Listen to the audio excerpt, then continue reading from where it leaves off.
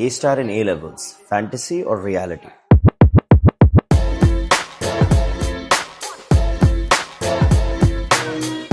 Assalamu alaikum. Today we'll be discussing about how to get an A star in A levels business. And these are basically answers of all my students who asked me about it. So here are the questions. Sir Rehan, is getting an A star in business A levels only for toppers? Not at all. It totally depends on your strategy. How do you strategize to get that A star?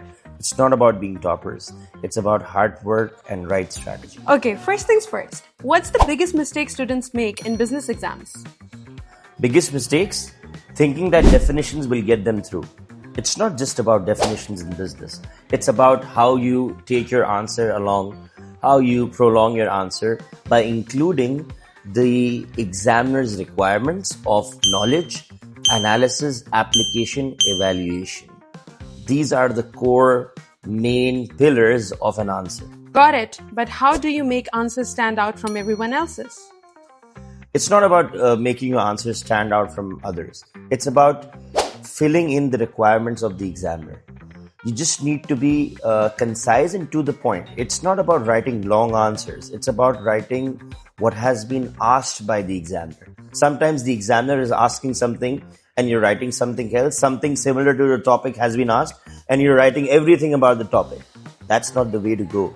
You need to actually be aware of what has been exactly asked by the examiner in the question.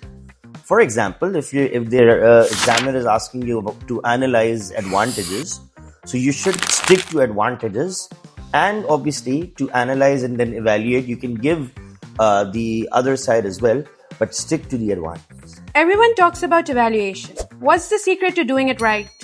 That's my favorite topic. Evaluation is one thing I have a dream about, that I want all my students to learn proper evaluation. And especially in business A levels, you have a lot of evaluation. You have marks up to 6 marks for evaluation questions. So how to do it right? It is to create the right balance between pros and cons. If you're able to identify the pros and cons properly, and let's say a particular topic has more pros, you have to actually give the reader the idea that the pros are outweighing the cons. Okay, but what about revision? Notes, flashcards, what works the best? All of it works, but only if you know how to write answers.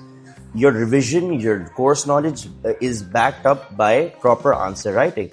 That is the secret to an A star or a good result in A levels.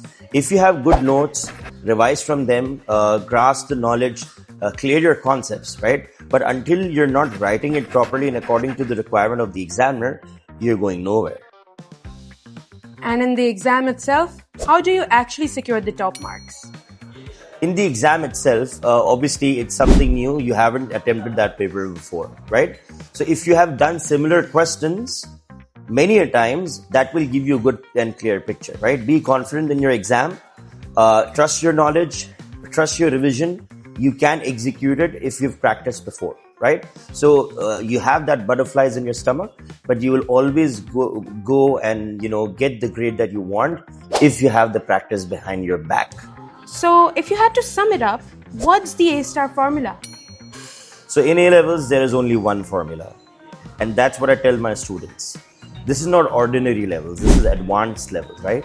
Even if you practice 1 hour a day from the scratch, right after August when you start your A levels, and right up till your exams, you don't even need to study more than 5 hours near your exams.